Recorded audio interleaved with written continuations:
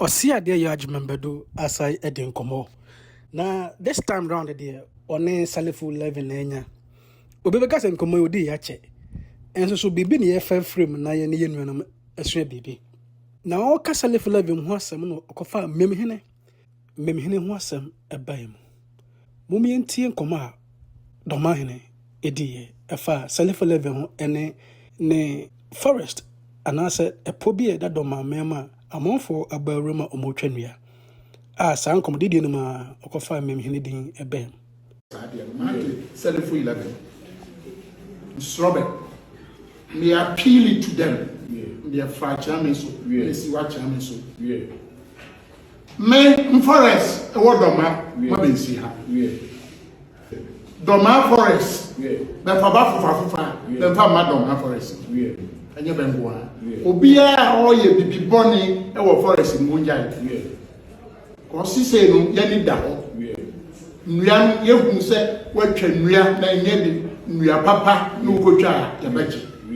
na ye de wa ko aseni bia ya ese bebe prosecute ya bese be prosecute bia titro Salifu 11 ye nim se be free ahafo ye nua no ahafo menti we ahafo na memnyini nima nka akonya manya onu bese akonya ma anye doman na mo ngina ese ya ni breakfast bebe free bi Salifu 11 e bia na nyebe obia o hye sa de na se forest no na mu no nso jai obia kakra banya no oye e ba mo bebra na efri sa na iko cause e bia ma china enni ntam esiro bibia mesa da mesa ya ma bia ma forest no bibia ya ma ha se ya ba se obi adwuma ya ba se obia ntimi nye na adwuma no ne da mranti aba okuru ha ma ya ma ba no ade pa bi ba de obi di echi ma bia ya mo cheche no me se obi adwuma bi no ba wo concession for papa wo be nua no be betima ya mo adwuma ni problem na mo obia abana ma o kwane se twanua de nso doma hene osia de yo kase bono ne hafo e anuanom anase hafo meme na hafo doma omuntem enware a e no kre ofiri mem e ko doma montwe kirema so ni na doma ni na yebusa o enipa a wode wabo ade komo hima ode na no kwato so bi se ekonyo no wodi bi yeye no se nipa no henkese aya sante hene no yetimi gina badwom kana ho asem sa da bia papa mo boni mo se nipa no ne hene de ofen me overlord no ohene ye otimi tu sa hene fre kunya so osante hene betime tu mem hene se mem hene efum sesia ya osante hene amamre ne amane akwan so otimi tu no na se nipa no ne hene sa no da bia no se de mekan no se waye papa so waye boni mpo a da bia ye de ne si badwam meka no ho asem ada na wundwanto a se bia se na mohene kese ana mohene a munyina mo hye na se no dwumadi bi se no wodi na ebia se ni yenhwe memhene a doma hene boni din no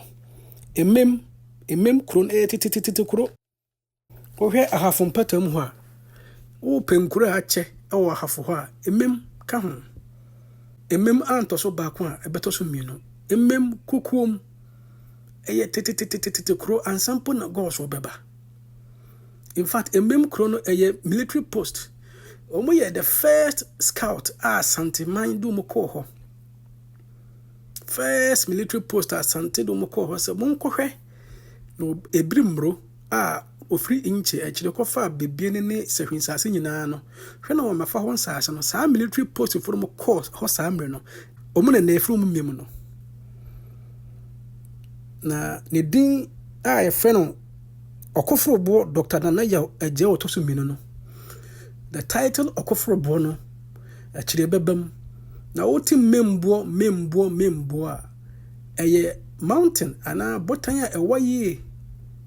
bipo a ewaye a ofura woti migina so kra enkane kra ne mpanyifo kam yete se na woti migina ho a mi hu kirema so ni doma nyina nkantete no na nnua no ene nasefo ni ntino agya eno ma asesa na okofro bo Dr. Nana Yaw agye otoso mi no oyenimdie ni kese oy academic aviation hun sensem oy expert said ya obi so oy ohene osaye lawyer no ana oy judge no Dr. Nana Yaw agye on saye ahafo regional House of Chiefs president no oyenimdie ni o ode baba Asantema so oye mem nyina kro ye kro kase mem ko township township population enko ayo over 31,000 enkura atwa ho ahye nyamayo mem kro no nko population ayo over 31,000 mem township enkura atwa ho ahye wokwa kosi bedi akon ene ne kasapen ene nkro hyehyɛ kwan mu ho nyina enyamai asa nipa ne hene no mesrɛ meka ho ne diem sebin producer doma hene yetimi disa nipa hene da bia gina social media so wo ka ne papa mu se ne bane mu mesrɛ meka ho se nipa ne hene yetimi ka ne ho asɛm sa da bia ya basrɛ mu bo yɛ mpanimfo mo tie kunya so yana nan mo yɛ mpanimfo ne mu asɛm ba mu hu se de mu besiesie mu ntama fa na mo na Yesu yɛfiri mu hɔ se mbem hene ene de na no koto so bi ansa na doma hene obedi akonwa dia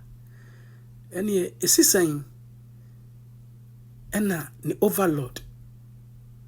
woni ne nya asem da bia ana so beka ne ho asem da bia awo bedwam ye besere doma hene so ye man mic so won kasa enka bibisi ya ne ye hwehwe se deforestation anti-galamsey sanitation issues environmental issues social issues amamfo adwuma sam ene umakatua enua ye twago galamsey a esensuo ne de ene wonkoso nka kopinsa amamfo bejai na asem obeka ama akoyese ene tan bi ba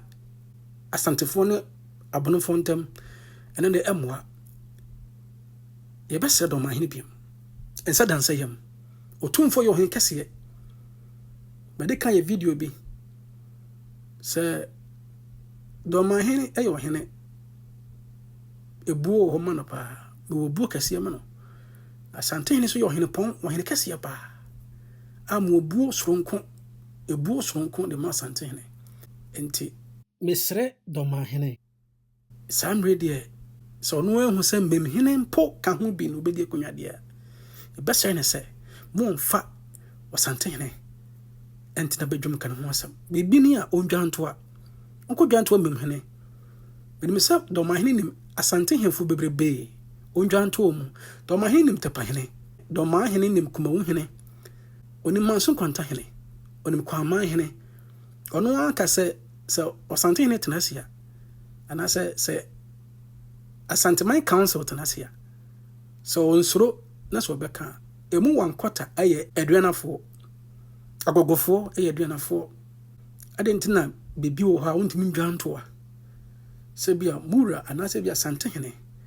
waye se ana se waka bebi se ya ebia osusu se ebia nkai hwe ni se ya ana se ye ni se ya nkebeboa ohene do ma hene menkyere wonyansa kotosere ani die kasa ana meka ohene se de beya ntokwa ni pinchen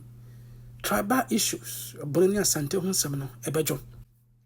mechia mi no salefu 11 for monkoso nya adwumaden ba bia ni se mokono ma monko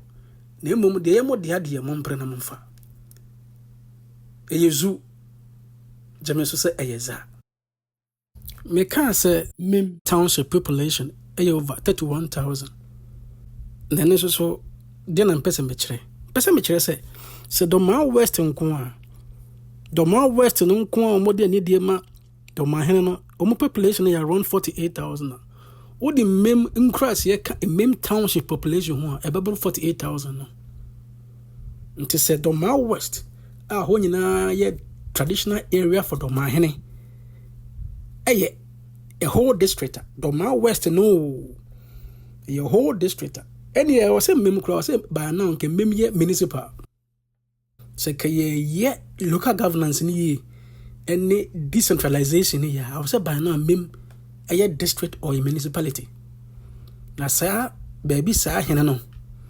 ne hen kɛseɛ ye ne tena anaasɛ yɛde ne tena badwam da bia ɛka ne ho asɛm dabi akyea ne mui ɛyɛ mpanimfoɔ kasa yɛbɛsrɛ sɛ baabi a papa wɔ biara mommyɛmpere papa na baabi a bɔne wɔ biara mommyɛmpam bɔne mfiri yɛ so mpanyina tena ase sɛ wɔte me nka fa ɔdɔ bɔ ɔdɔ mu na subscribe share saa video yi ma wo nuanom a ɔmo wɔ hafo ne bono ma asantefoɔ nyinaa so nte sɛ ɔtumfoɔ yɛ ɔhene kɛseɛ asase so nyame kɛse no yɛbɛkɔ so asom no obiara ntimi ama asante mmafo wobɛkasa wobɛbutu wobɛdane wobɛhure asante bɛkɔ so yɛ asante yɛde obiara ase ene yɛhia yɛwura Charles nti wɔsɛ sɛ wɔ meeti no nko adeɛ meet Charles show tie tuwa wahyɛ no subscribe biara no ne wagina so yie ne wati asɛm ni yie na de bia to kotodwom